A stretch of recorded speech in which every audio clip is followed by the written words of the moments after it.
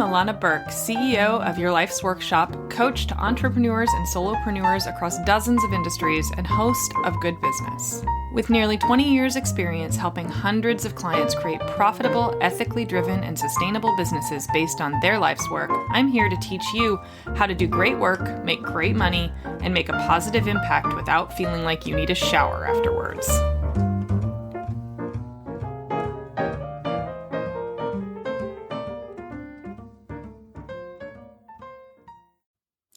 Hi, everybody, and welcome back to the Good Business Podcast. I'm your host, Illana Burk, and I am delighted to have you here with me today. Today, we are talking about identifying your leadership values. Now, that sounds like a really not sexy topic. That sounds painfully boring, and I wish there was fancier, snazzier words for this, but there is not. So, we're working with what we've got, okay? This is not going to be the standard, like, what are your values? And you say, honesty. And then we move on. It's not what we're doing right now, okay? It wouldn't be me if we did things like other people do them. So we're going to do this my way. First off, we're going to articulate the need. Why do you need to know what your leadership values are? The second, we're going to talk about what leadership values even are. And then we're going to talk about how to figure out what yours are. All right? First off, why is identifying your leadership values important? Well, if you don't know what your values are, you will very likely stop having them. That's the really, really important part I want everybody to hear me say. If you don't know what your leadership values are, you will eventually stop having any. That means you'll stop caring about other people somewhere along the way. In very clear terms, that's what happens. If you don't have something that's your touch point to go back to again and again and go, this is what matters to me, and this is how I'm going to behave, then when you're in a sticky situation, you will choose selfish every time. That is human nature. We will choose our own survival over other people unless we have something that reminds us that we are not the only fucking people in the world. That's why this is really goddamn important, because that is human nature. Our survival instinct will kick in lieu of higher reasoning. What we're doing today is a little bit of how do you figure out what your higher reasoning is. So next up, we're going to talk about why most people do this wrong. Now, I have done an exercise of some variety like this with clients for a decade. I have asked literally hundreds of people to do this exercise. I joked about the honesty thing at the beginning of the call because that's the number one thing everybody says when I say, what are your values as a leader or a business owner? They say, I really value honesty. And then I say, no, you don't.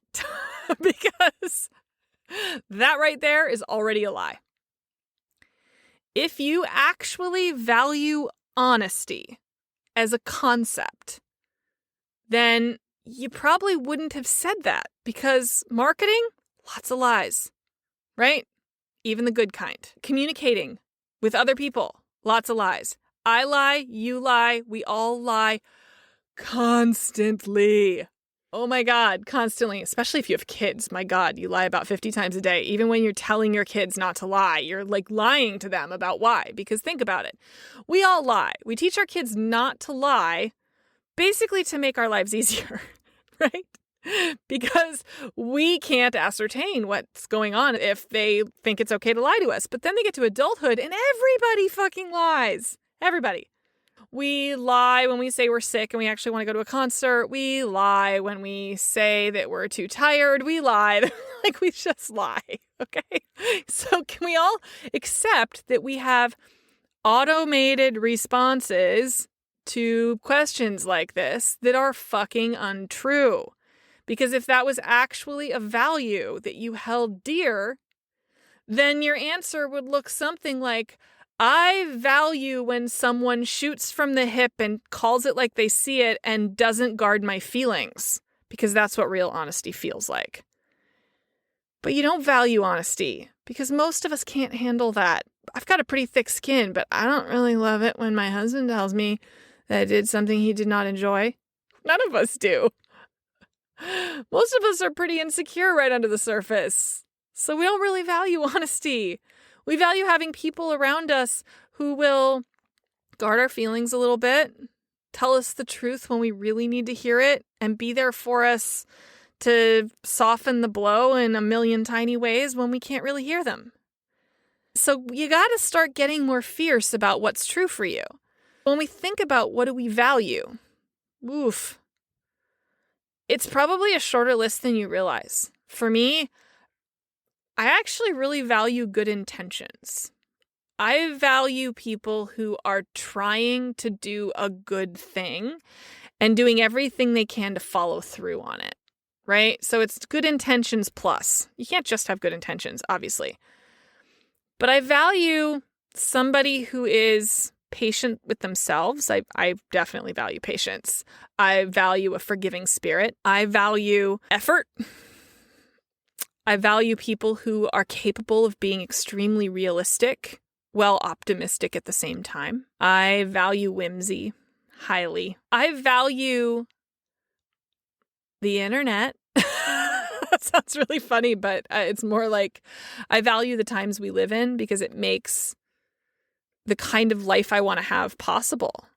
When I was a child, I couldn't have possibly dreamed up a life like I have now, right? I couldn't have conceptualized sitting around in my pajamas recording a podcast and getting accolades and success for it. I didn't know that was a dream, right? We live in amazing times. Fucked up ones too, right? But amazing times. I value people who can see the dark and the light. That's what realism is to me. You know, we think about realism as sort of dark, you know? Like, I'm a realist. It's usually the guy who's the biggest jerk, right? But I value people who see things realistically, which is more nuanced, I think, where it's good, it's bad, it's light, it's dark.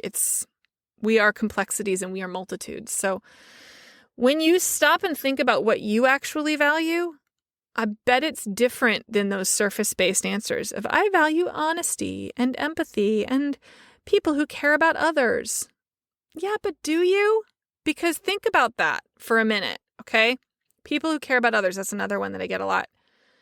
I'm betting most of you are more of the Democratic leaning bent, right? Because, you know, that's my politics. I'm not going to hide them. But I also can understand and empathize with the other side of those arguments, even when I find them reprehensible. But I promise you the people on the other side also care about people. They also love their families.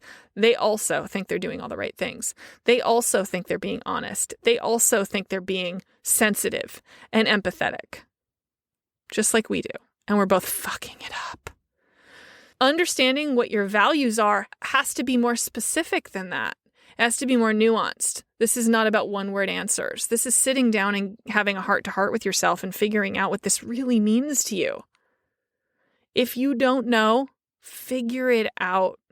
Figure it out soon, because you got to know what to do when problems arise. You got to know how you're going to handle it based on your values when, let's say, somebody on your support staff fails miserably. But you really love them and you really think they're great and, you know, they're like your friend and the boundaries have been crossed and everything's blurry. And they fucked up your lunch and cost you some money and it's a problem now. And how are you going to handle that? What does understanding mean to you? Do you turn into a crazy person and like, it's, you know, we're best friends until you fuck up. And then now I, you know, wish you dead and I'm going to talk to you in that voice. Like, I really understand, but I just really needed you to get this done on time. And they're like, but my life is falling apart and I'm getting a divorce and my kid is sick and the sky is falling, right? Or are you going to make sure that before you hire somebody that you know what to do if something goes wrong, that you have backup in place? Because hello, that's actually what leadership is.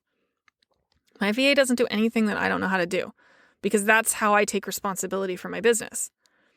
I make sure that if her world collapses, that my world doesn't. That's my job as a leader. It might make my life really fucking miserable for a couple of weeks, but it means that things don't fall apart, and I don't blame her for that. because it's fundamentally my responsibility to jump in on things. That's one of my core leadership values, is making sure that I have my ass covered, right? That's my value as a leader, so that when something like that happens, I can treat her with all the support and respect she needs. It's a skill though, man. You have to try it out again and again and again. And you have to play out scenarios in your head of, okay, here's some common stuff that happens in business. What am I going to do in this situation? What am I going to do in that situation? What am I going to do when someone starts espousing how wonderful I am and I think that they are reprehensible? What am I going to do then? What am I going to do when someone promotes my work and I am mortified because I think their politics are terrible? What am I going to do when someone asks for my endorsement and I think that they're not worthy of it? What am I going to do in real life situations based on my values? If you don't have answers to that now, I promise you're going to fuck it up later. So my challenge to you today is work on figuring out what your values are.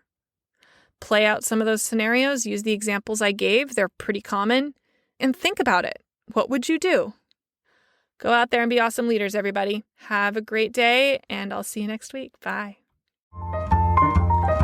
Thanks so much for hanging out with me today. For more information, visit yourlifesworkshop.com.